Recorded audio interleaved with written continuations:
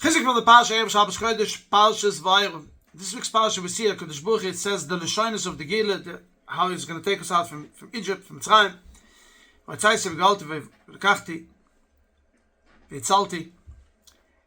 And one of the reasons why Hashem took us out from Mitzrayim is because we did not change our names. Chazal tell us, we didn't change our names. We didn't give Goyish names. Very interesting that in this entire Parsha, the Torah tells us the names of the Shvatim's kids. No one of them gave after the grandfathers of the grandmothers. We don't see Avraham, Yitzchak, Yaakov, Moshe, Aaron, Yosef, David, or Surah, Rivka, Ruch, Levalai. Why didn't they give names of their parents? Why did it always came up with new names? Very interesting. Chazal is telling us that in Alexander Moigden, who was the king in Eretz Yisrael, and he came to Rab Shimon and told Rab Shimon that he wants a statue of him in the Beis HaMikdash. And Rab Shimon was like, what do? A statue of Beis HaMikdash is not allowed. And if I'm going to tell him yes, it's absolutely not allowed to. If I'm going to tell him no, it's going to create a war. So, HaKadosh Baruch Hu gave him das, Chachma, and he told Alexander, I'm going to do for you something much more special. What am I going to do for you? All the names of the boys that are going to be born this year, I'm going to command on them, they have to give the name Alexander. And this is how the name Alexander came. Alexander is a Goyish name, it's a Goyish king. The question is, how do the give the name Alexander?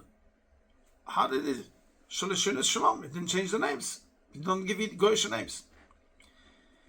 But Rabbi Victor Miller explains something fascinating. Giving a name for a child is not after who you give it.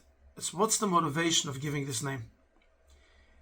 So many times, this friction between parents, grandparents, give this name, give that name. So he says, when there's friction in a name, this child will never grow up anything. There's friction about a name, nothing will grow up. If you give the name out of love, you want to give this name, then something good is going to come out. That's why all the names that are in the Parsha, Chazal tell us that the woman gave the name. They gave the name according to the feeling that they had a connection to Hashem. Reuel, it's not only this Parsha, Leov, all the names that they gave, and all these Parshas that we see, is a certain connection that they translated, that they had with Hashem. According to that, they gave a name. Hashem B'Shutach said the same thing. Shimon said the same thing. He said, I could create a war. What do? I'm going to do something that's going to create peace in the world. Peace in the world is only going to bring good. And that is why I decided, let me give the name Alexander. It's not a Yiddish name.